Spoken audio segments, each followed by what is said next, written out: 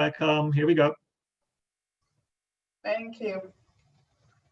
Hi, everyone, and welcome. It's TillyLou James, physiotherapist and designer of the Butterfly, which is a prop for yoga and meditation, and a lifestyle prescriptions health coach. And I don't know if any of you joined me yesterday, but yesterday the focus was legs, and today the focus is arms. Now, it was interesting. I just had a little conversation with Johannes, and I said to him that because we're talking about yoga, I'm presenting a yoga class, I feel this huge expectation on me to be delivering yoga, normal, regular yoga that you see maybe on the front of magazines and in all of the social media, all of these amazing poses and everything else. And I have to be honest, this is not me. It's not really what I do. And I realized that actually when I was coming into a bigger audience like this, there was a sense of insecurity, I guess, because where I know my benefits lie in terms of what I'm teaching is by taking things right back to basics. And I know that it works for a lot of people and people love it. But of course, in my head, I have this expectation, everyone is expecting to suddenly be able to come into arm balancing poses or something like that. And really, that's very far from the truth. So I have my own little health issues going on as a result of the expectations, which only I set up. So I'm going to let all of those go now. And the focus for today is the arms. So when we look at the upper limb, I'd like to just break it down. We have the shoulder at the very top. So this is a ball and socket joint. It's a really mobile and interesting joint, okay? And then we come down to the elbow, which is a hinge joint. So that just opens one way, closes, opens, closes. So there we go. There's your elbow. Basically, we call these movements here. Here we have flexion, and here we have extension. Now, most of us from the elbow, what we'll then do is dive down to the wrist. And we also, like at the elbow, we have extension, which is where we take the wrist back. And we have flexion, where we drop the wrist forwards. But there's a really important joint in between the elbow and the wrist, which most people, unless they've studied anatomy, don't really know about, and it's absolutely crucial for the functioning of, in particular, the hand. So I'm going to just come down to a moment with the hand there. We've obviously, we've got all of the fingers and the thumb, we've got the palm of the hand and the back of the hand. But how do we turn the hand so that we look at the palm and then we look at the back of the hand? Now this is actually due to a little joint that we have down here below the elbow. So what I'm going to get you to do to start off with is rest your thumb on the front of your wrist there and hold it quite firmly, and now try and turn your hand over. And you'll see that you've actually got very little movement. So this is just the movement isolated at the wrist there. Now come up to the elbow. So now I'm just cradling my elbow there. My thumb is coming over the top. And I'm going to do the same. I'm going to turn my hand down, palm down, and then I'm going to turn it back again.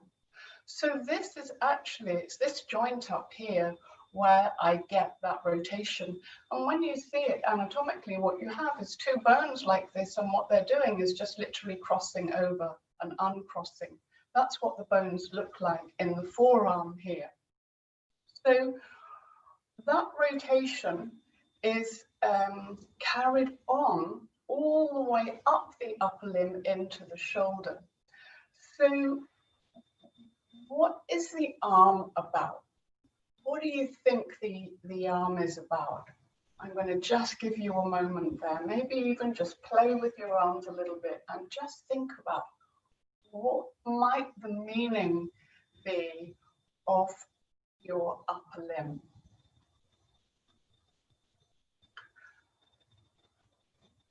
So how about thinking about taking something, reaching out for something, and taking hold of it with the hand, and then bringing it in to yourself.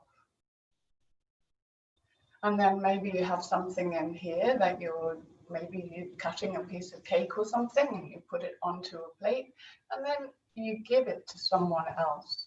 So the arms are about giving and receiving. And they are also about stopping, pushing away. So we are very familiar with that in terms of looking at a traffic warden. We'll know very much. There we are. The traffic warden is telling us, no, we've got to stop. And he might even be pushing us back. Or, yeah, come on this way. So this is what the upper limbs are about. And yesterday, if you weren't in the class, we talked about how our body is split in half, and we talk about the dominant side. And so this is how you are wired. So what I'm going to get you to do is pop your hands on your thighs and then clap your hands together and wrap your fingers around each other. So whichever thumb is on top, that shows you which way you are wired. So it doesn't matter whether you're left or right-handed, but this is the way that you are wired. So the thumb that's on top means that you are wired to that side. So for me, my left thumb is on top, and so that means that I'm left wired. So that means that the left-hand side of my body, in particular when we're talking about the musculoskeletal system, this is the side of my body where I meet my peers. So that's my work, my friends, my partners, everything to do with my professional life. This is all going to really be wired on the left-hand side of my body. The right-hand side, and so for you, whichever is your non-dominant side there, that is relationships to do with your partners. Your nurturing relationships. So parents, children, pets, any circumstances where you find yourself either being nurtured by someone else or you are doing the nurturing. And this can be very helpful to have that understanding when we look at the functioning of our arms. So we're not going to so much do any yoga as in the way that you might think of it in terms of poses and things like that. There's a lot of that on the internet, and of course we've got the lifestyle prescriptions yoga where there are some really lovely poses there and some quite detailed analysis of the mind-body connections. But what I want to do here is really bring it back to basics in terms of looking at the movement and then let you kind of really just start to get a sense of any meaning presenting itself. So this is, rather than us really overthinking it, we get into the zone and then we see what the themes are that start to unfold for us.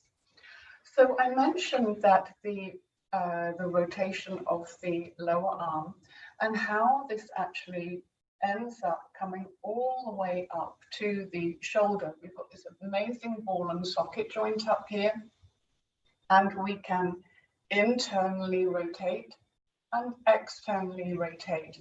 Now, what I'm doing is I'm actually concentrating on that internal and external rotation of my shoulder.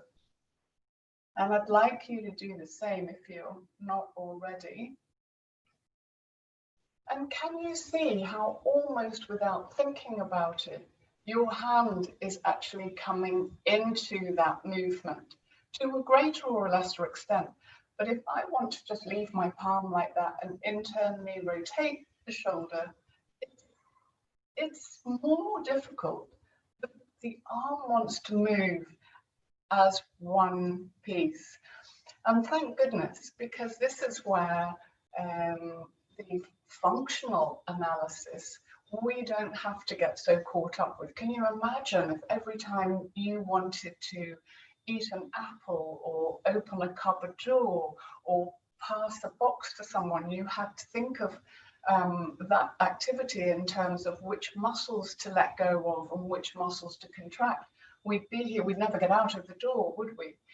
So the arm, all we know is, yes, I want to bring something in or I want to push it away.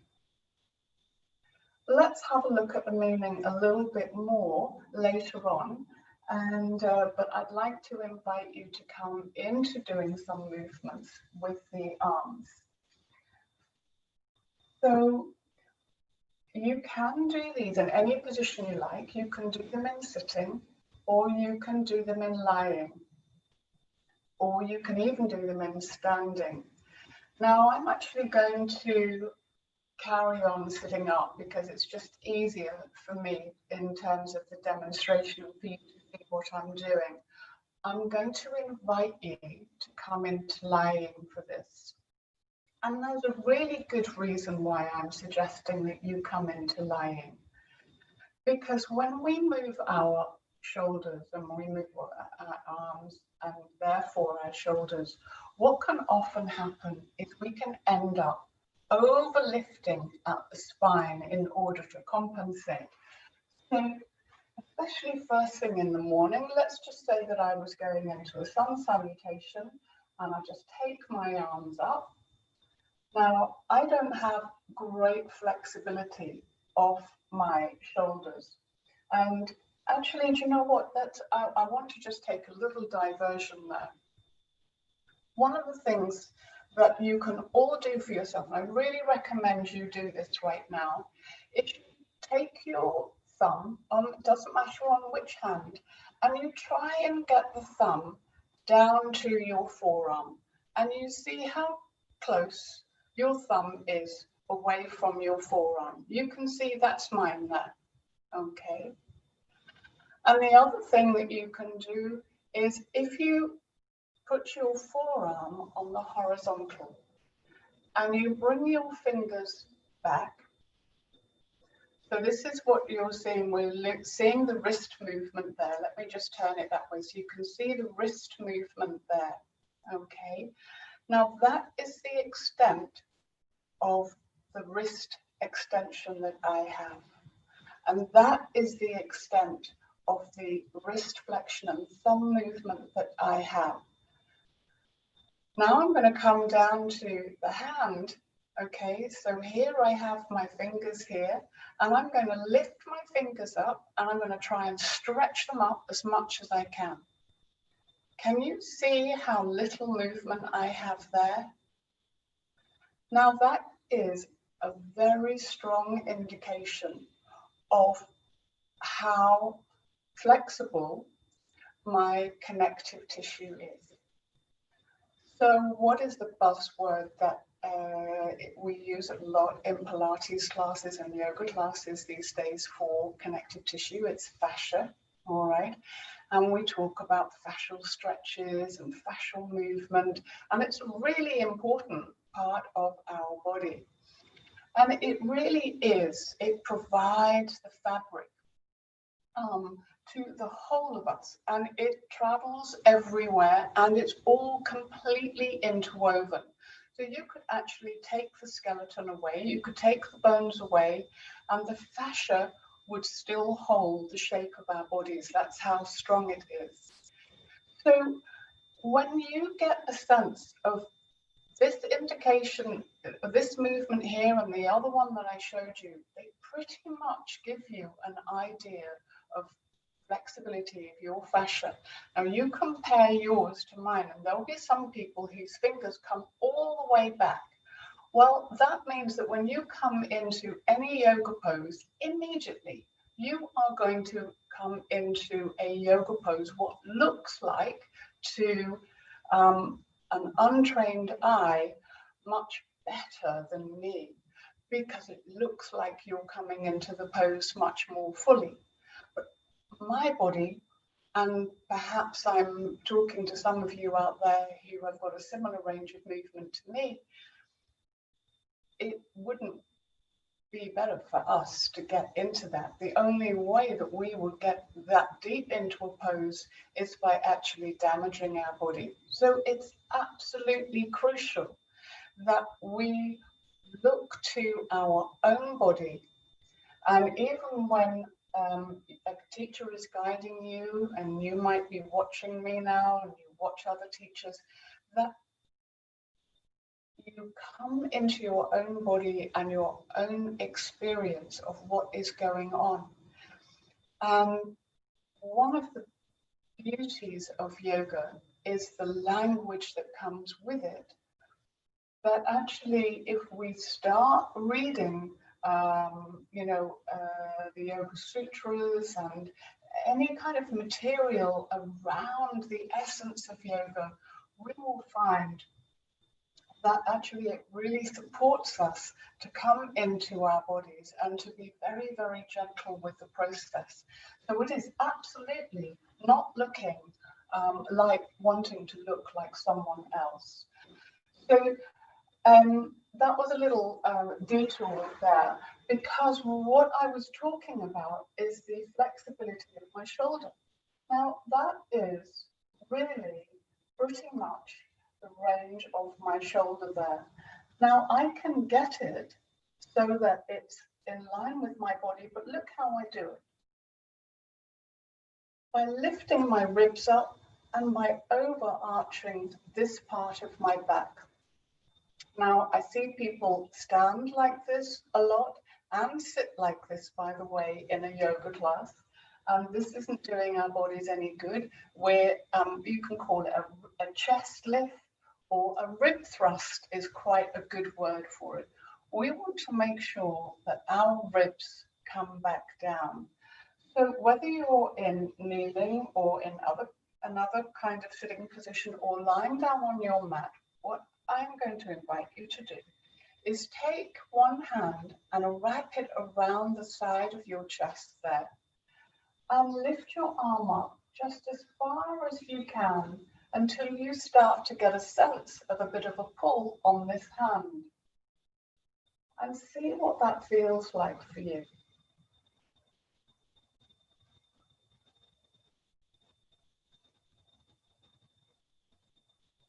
So at the moment, I'm lifting the arm up, but I have the palm facing down towards the floor, and I'm leaving it in that way, even when I come with my arm up ahead. So there you go.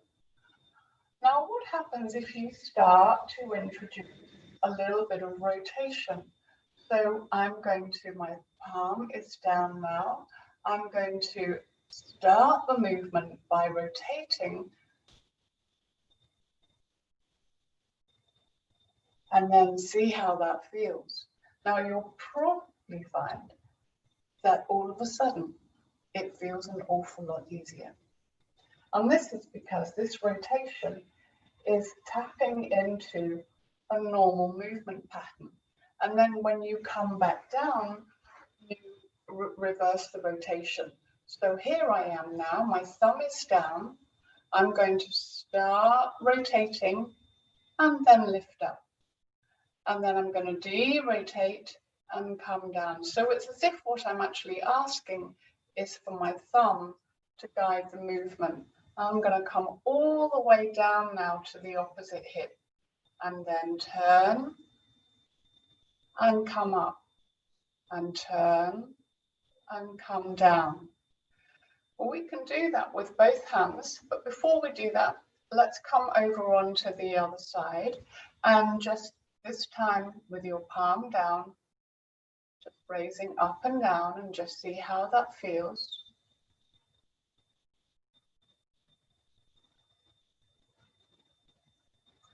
And then let's go straight over to taking the thumb over towards the opposite hip, and then derotating and leading up with the thumb. And then rotating so that you're bringing the thumb down first, and just play with that a couple of times and see how much easier that feels in your body.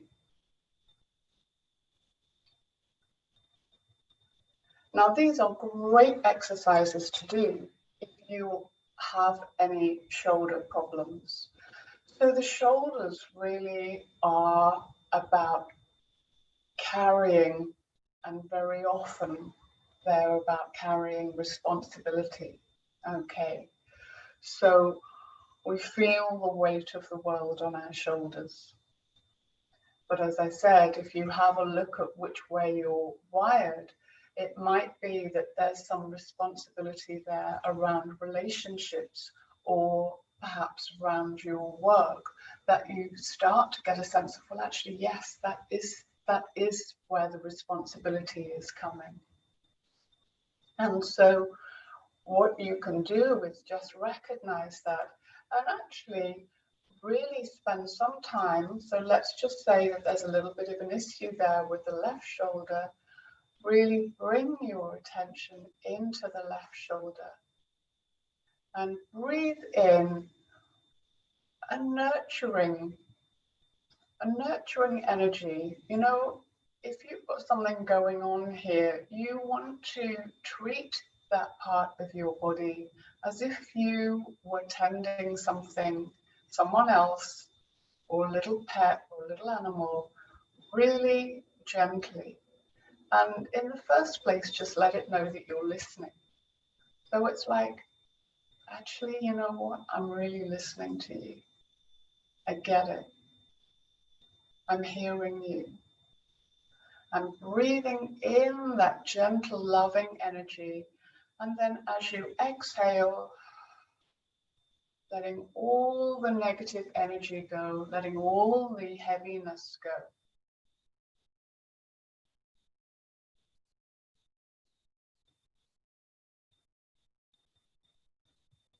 And this is something that you can do in your practice. And you can do this every day, and it takes, you can just spend a few minutes doing it. It's about really beginning to listen to your body and be with it. And what am I trying to say? It's like you're making friends with it in perhaps a new way. So every part of our body is giving us a message all the time. And actually, most of the time, we're too busy to listen to it. So this is about actually getting into what it is telling us. And you know what? It's so amazing that if only we take the time to do that, we can actually get changes happening really quickly. So come on up into standing. I'm not going to. You're going to have to just imagine I'm standing, but for the point of view of the camera. And then what I want you to do is take up both arms now, and if you can, let your ribs just stay nicely down, so that they're not lifting. And just so with the thumbs pointing up, just take the arms all the way up. And down again, up. And just close your eyes if you've got enough balance there, and see how that feels left compared to right.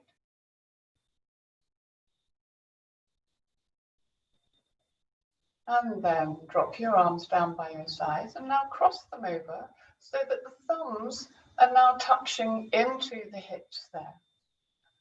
And then breathe in and out, and the arms up, and turn thumbs and down.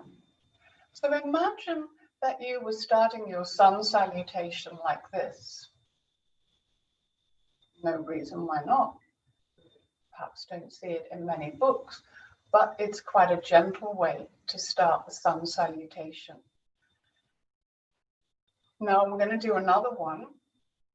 And again, we're building on the rotation, which is a normal movement pattern. And this time, what I'm going to get you to do is let your hands be a little bit floppy. You're crossing the arms over. And then I want you to take a breath in. And as you take a breath in, let the elbows come up first. Let the elbows come up. And then at the end, let the elbows straighten and reach the arms up. How does that feel? And bring back down again. Come down in the same way that you went up. Maybe change the cross of the arms. And breathe in and lift the elbows first. And stretch the arms all the way up.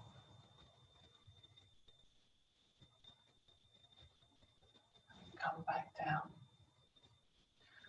So we don't give a lot of attention to the elbows unless they give us problems. And the elbows are more about flexibility, and it's about being able to, yes, say, push away or bring in. And I've treated, as a physiotherapist, quite a lot of tennis elbows. And when I started to get into the mind-body connection, I started to see that there was a relationship for these patients. And what they were doing is they were both about one situation, they were both trying to push away and pull it towards. So think about that. We might have a job that we love the security that that job gives us. We like the regular income that we get from it, but we don't really enjoy the work.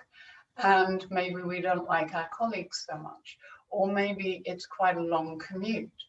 So we both want that job, we both are pulling it in, but there is a part of us that is actually wanting to push it away. So it makes sense then that the elbow, which is providing that flexibility, starts to create some kind of an issue. And then when you look at the wiredness, you get some deeper clue there into what actually is the problem. And you might just say, oh yes, of course it is my work. And actually you find, actually, no, it's not. It's about a relationship, and it's about maybe a nurturing relationship. So there's someone or something about the relationship that's triggering you a little bit, and you are both bringing them in and wanting to love them, and both kind of like push them away and set your boundaries. So quite a few things to think about there. But we're going to come into 4-point kneeling now.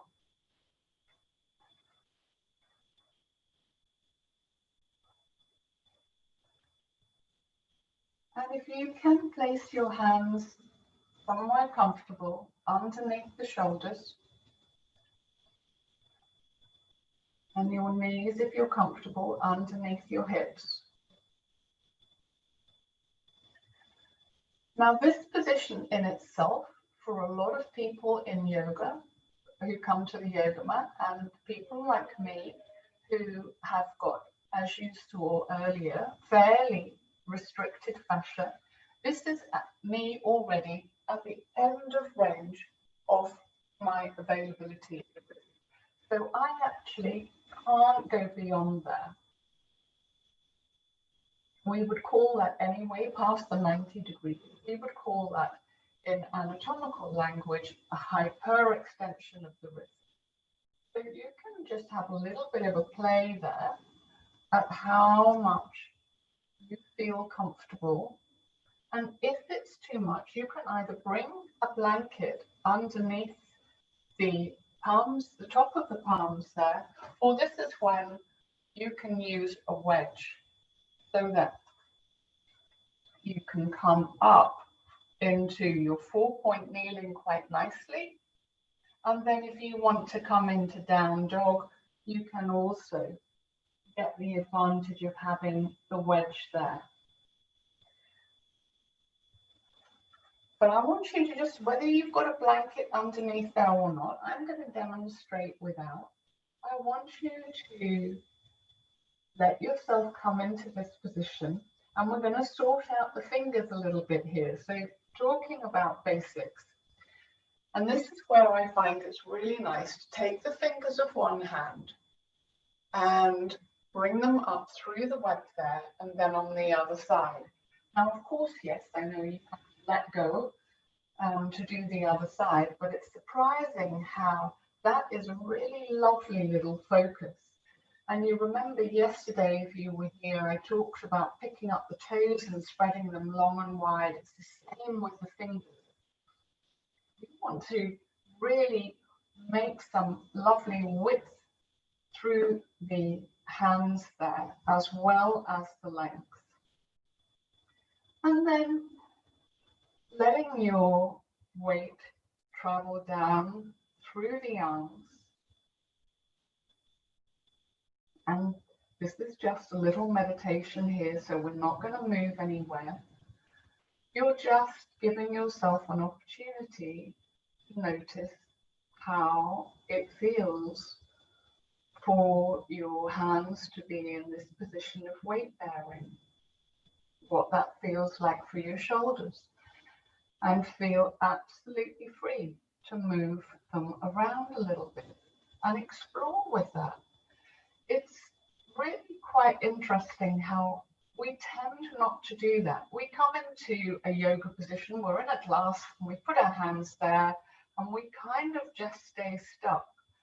And it's really interesting to just give ourselves that permission to, tweak a little bit, move it a little bit, see if that feels a little bit better. Notice what happens with the fingers when you start moving around. Is your default for your hands to be much more in that kind of a position on the mat rather than open, nice and wide? Have you had a finger injury which has maybe left you with a little bit of stiffness there that you need some reminder? How do your elbows feel in this position?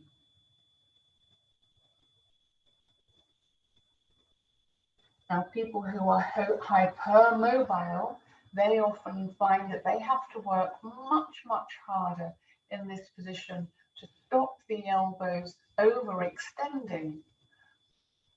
Now, people with fascia like me, we wouldn't even know what that feels like. So for anyone who is hypermobile, this is in itself is quite a challenging position. And you want to have a sense that you have a little bit of, I'm going to call it softness, that's the word I used yesterday for the knees, but almost a sense of bounce. So that you've got that flexibility there. And how do the shoulders feel in this position?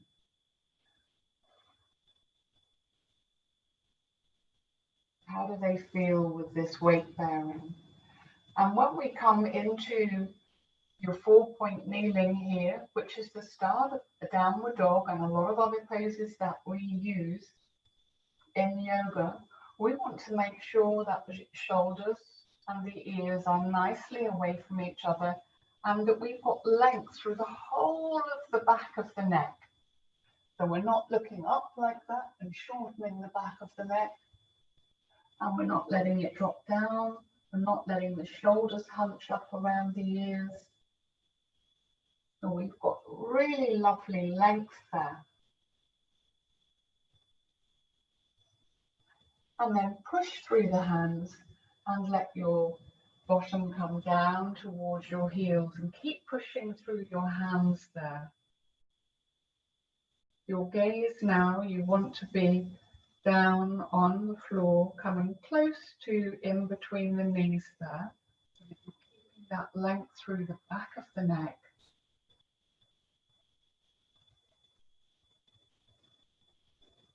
And then imagine that you are a cat. And what you're doing is you're kneading.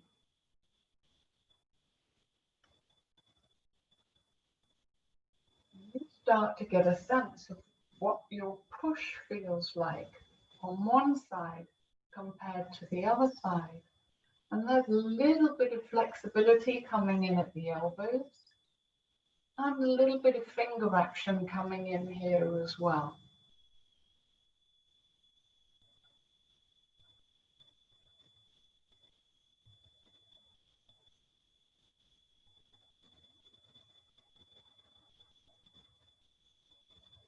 I don't know about you, but I find it quite difficult to think of anything else when I do this movement. Even though perhaps we were all cats in another life, I don't know. But I'm a bit biased, I love cats.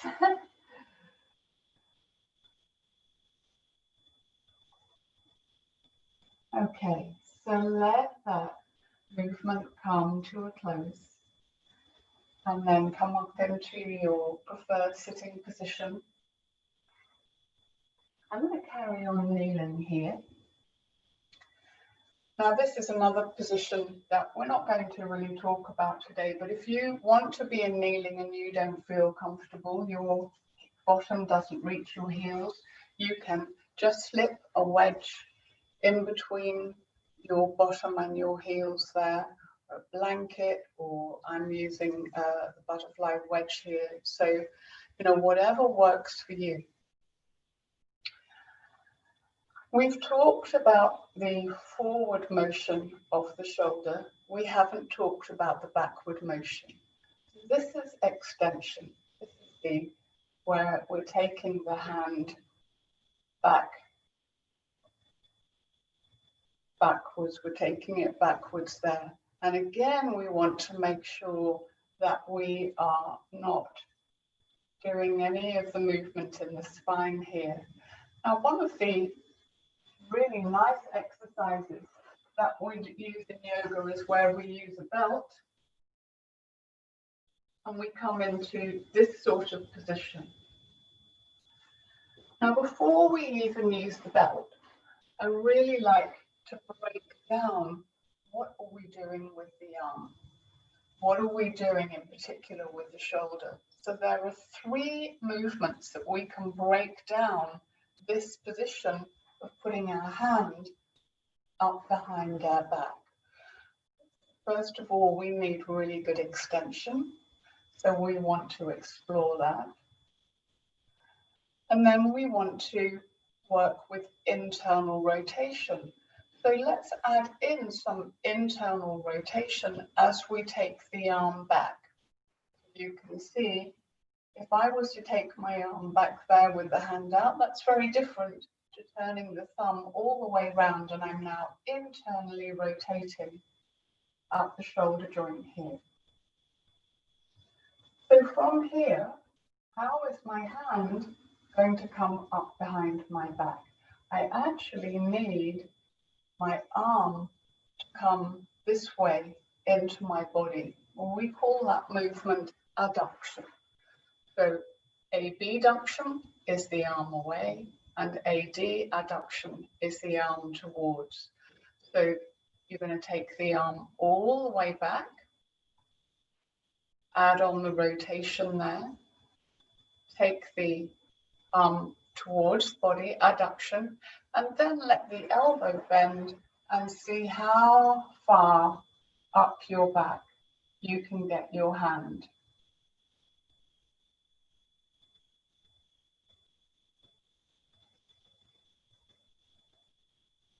And then give that arm a shake off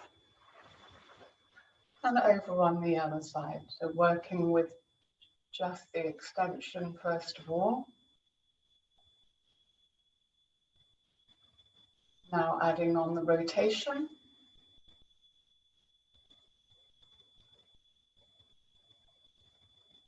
And then the adduction now.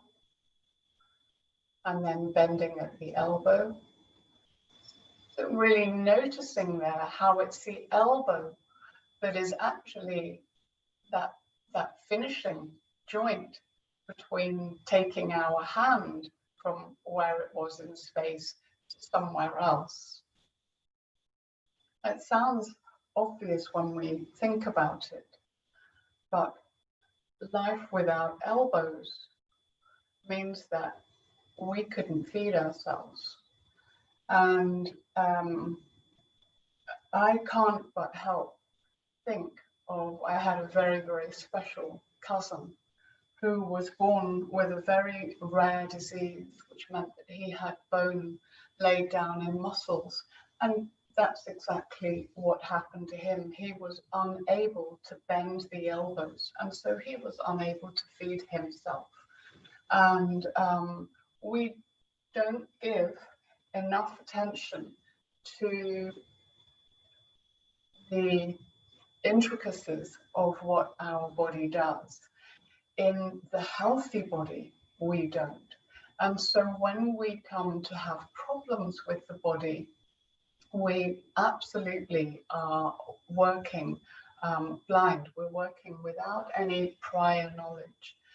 So yoga is such a wonderful opportunity to be able to explore our body with great awareness. It is not about going into a class and performing the movements just in the way that someone else is telling us to. It's much more about coming into our body and seeing how does it move, how does it feel, what is right.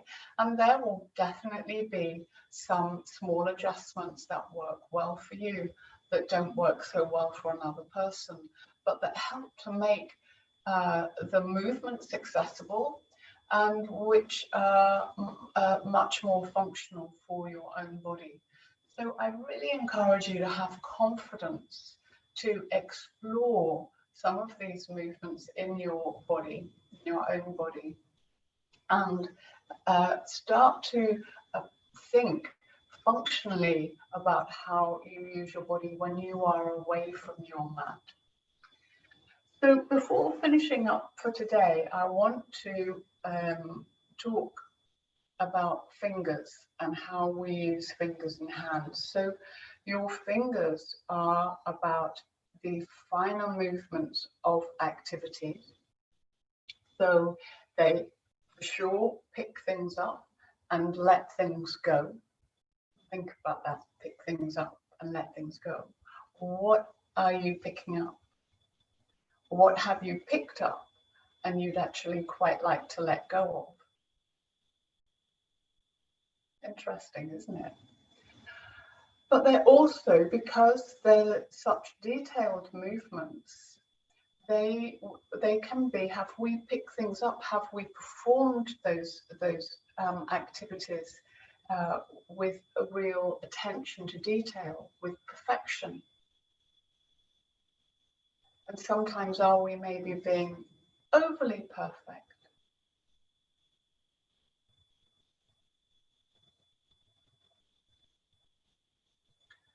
So again, looking at what the fingers do, there are lots and lots of lovely exercises that we can do with the hands. And later on in this marathon, we have a very special teacher coming to talk about hand gestures. So I encourage you to look out for her. Her name is Swami Saradananda. I can't remember what day she's on, but if you get a chance, I would really encourage you to come along to her class. But just one basic thing that I really want to bring your attention to about the fingers. And it's about when we are perhaps using our hands to support a lunge. So let's just say that I was in a lunge position here, and then I come down onto my fingers. Now I see this a lot. I'm going to actually imagine that, I want you to imagine that my hands are on the floor now. And I see that a lot, where people rest on the fingers like that. And actually what they're doing is they're resting on the ligaments which support the joints or the joint capsules and the ligaments.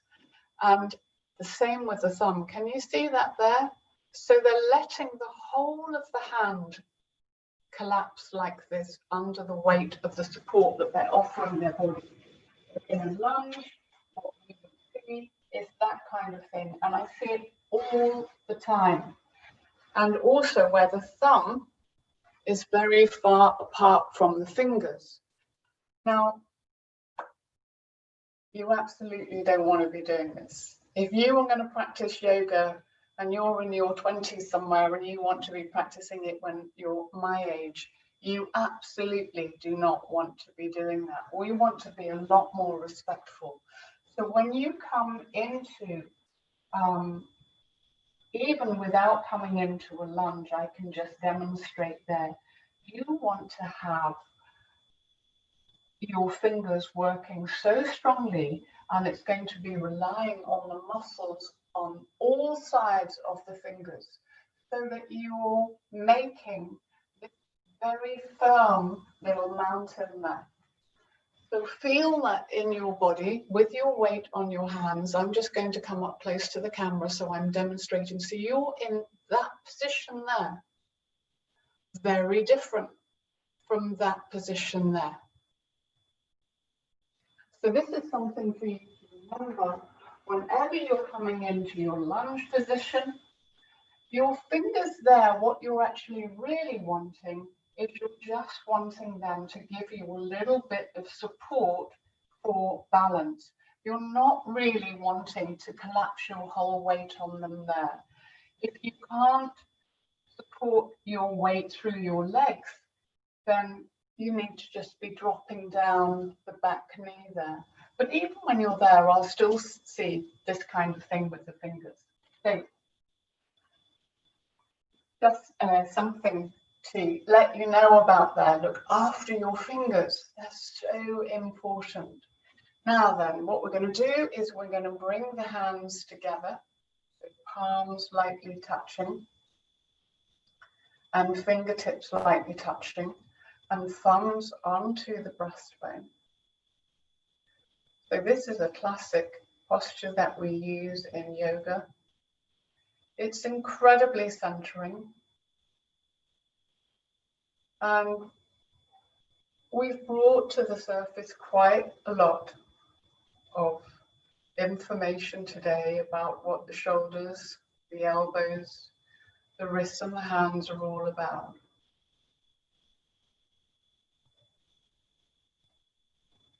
And there may have been some things that have really come up and have revealed themselves to you. So don't let them disappear. Don't fritter them away. Acknowledge those messages and know that you will come back to them. You will revisit them.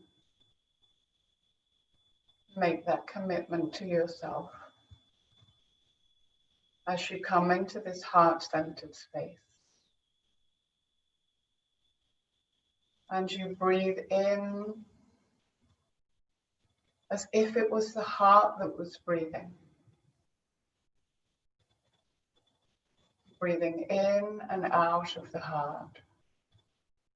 Shoulders drawing away from the ears, the elbows falling away from the shoulders. Breathing in and out as if it was the heart that was doing the breathing.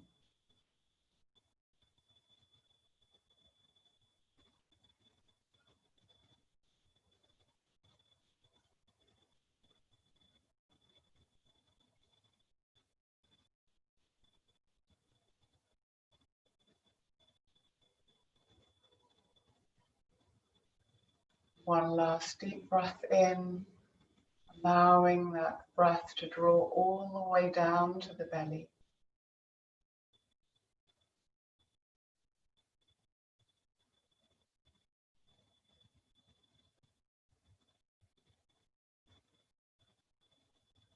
And then a gentle bow of the head.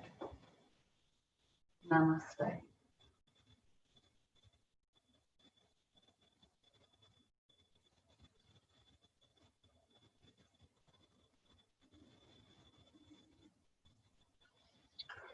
So I don't know whether any of you would like to ask any questions.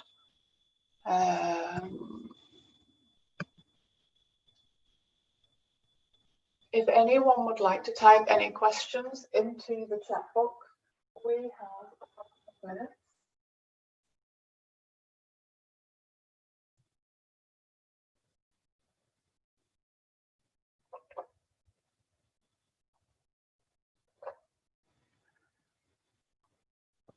Now, I'm not sure whether, because I noticed this yesterday, I didn't see anybody in the chat box there, so I'm not sure whether we've got that set up. But anyway, we've got some fabulous teachers lined up for the rest of Yoga Month.